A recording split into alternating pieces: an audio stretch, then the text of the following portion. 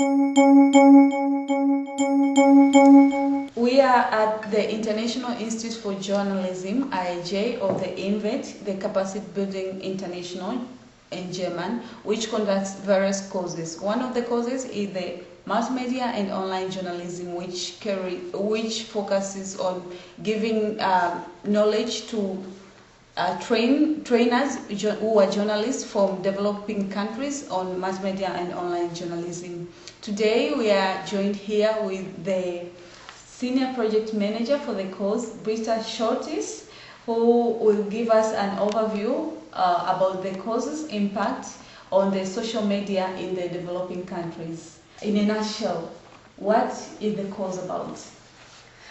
Well, the course is about multimedia and online journalism. Mm-hmm. So the participants, who are journalists from the partner countries of the Development Cooperation of Germany, journalists from print and online media, they get a training, a capacity building training in multimedia journalism, so that they learn audio files, podcasting, video editing, blogging, how to set up a content management system, what else? How to earn money also with online editions. That's how to write for the web, because there's a huge difference, I think, how you write for a newspaper and for the web. And also they look at Web 2.0 elements, how to integrate them in news sites, is it good or not, all these kind of elements. Social media is one of the big part of multimedia and online journalism. This course has been going on for more than 7 years, giving this training to participants from partner countries. What is the impact of this course in relation to spread of social media in those countries? Well, the impact on social media, actually, it's difficult to say. We have more, we do more the monitoring, of course, of the news sites, of the online media, because the journalists come and they work for established media. But what I have observed in the last year, actually, this year and the last year, let me give you an example. At the beginning of this year, we had another multimedia and online journalism course, and there was a colleague from Bangladesh, and at that time there were a huge conflict in Bangladesh. So he told us, he tried from here to write by Facebook, to spread information, to share information by Facebook. That was, for me, one example how social media can be used to inform the public, even in situations where there's censorship or war or conflict. That is the positive impact of the course. But when you are training the participants here, you have all the facilities and both hardware and the software. The bandwidth is good. This is a developed country. But when they go to their countries are developing countries, there are many obstacles there. What do you think are the main challenges that participants you are training here face when they go back to their countries in implementing what you are training them here? Well, since we try to use open source products, I think in this kind we try to avoid these kind of technical problems. So the participants, yes, get the knowledge to implement and work with open source, have access to open source programs.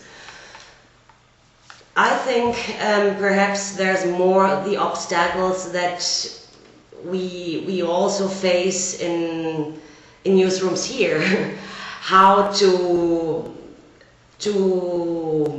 push forward these new technologies. But I think it has to do with the training of the staff, also perhaps to change the mind, the thinking of the management as well.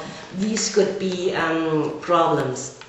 But of course, Also, censorship in some countries is, of course, a huge problem. You pointed about censorship, and social media is one of the ways that journalists and citizen journalists use to go above that censorship thing that the governments can put on them. And most of the people you are training here come from the countries which are really censoring everything that the public communicate with each other. What do you think this cause as a role? What is the role of this cause in combating the censorship in regard to social media? Well, I think the course, one of the objectives is to raise the awareness as well of the journalists, that they also understand perhaps more the internet and the internet technology, and how sometimes an awareness of security issues, and how to protect themselves as well, their information and so on. So I think it's more to increase this awareness process. I know that one of the aims of Invent is to spread democracy and freedom of press. Do you think social media has a role to play in those issues? Yes, of course. I think social media are worldwide a new phenomenon. User-generated content is changing our profession, the journalism and the role of the media. Yeah, I think social media have the capacity of spreading more information about also countries that in other parts of the world you never get the information. But there's also always the problem that we have to deal with fake news. So we cannot ignore the basic ethical journalistic standards, and to check also the information that we get by Twitter, Facebook, whatever. But I think as a source, these social media are really a good new, media stream, perhaps we could say. Yeah.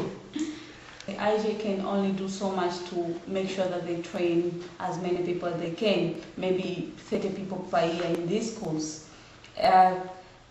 What do you think can be done on the ground in those countries to train more, making sure that more journalists have information about mass media and online causes, so as social media can spread among journalist circles on the ground? What do you think can be done? We always hope that getting back in your countries, the participants share the new skills and knowledge and the handouts and everything they get here during the 2-month course with their colleagues and their staff in their media houses. So one idea is that they work also as a multiplicator going back in their countries.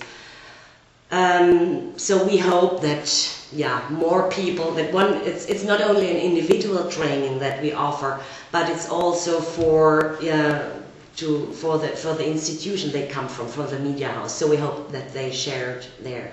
And perhaps the idea that afterwards all the participants and journalists will have their own blog, or will Twitter and retwitter their stories, and that our network, our IIJ alumni network, is increasing year by year. Okay, Britta, thank you very much for the interview. You're welcome.